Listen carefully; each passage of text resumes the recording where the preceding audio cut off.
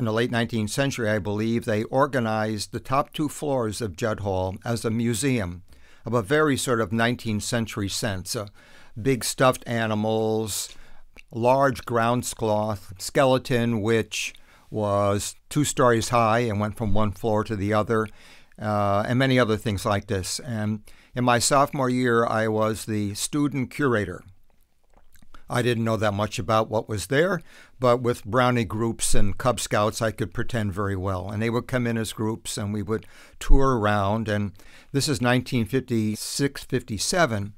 And the reason I'm telling the story is that there was an article in the Argus talking about the lost collection of the Wesleyan Museum.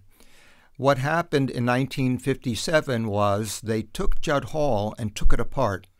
They took the top off it, and like the Washington White House, they took out the inside and replaced it with a whole new structure and put an extra story on the roof. And if you go and look at Judd Hall, the top floor has a different color brownstone. They opened a quarry in Portland where the brownstone originally came from in order to make it as close as they could to the original. So at that point, the museum disappeared.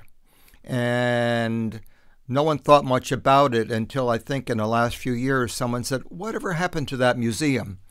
Well, part of it ended up on the 4th floor of Exley in the Joe Webb Peoples, who was the chairman at that time of the geology department. They have a Joe Webb Peoples Museum, the smaller stuff. But the big ground sloths and the glyptodon and the stuffed animals just kind of disappeared, and no one quite knows where they went.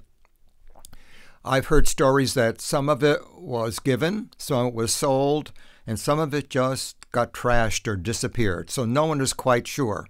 But I have fond memories of this nice little job I had working for the geology department as a student curator, and particularly a little poignant in that all of that has now disappeared and no one has a chance to see it, although it was an interesting experience.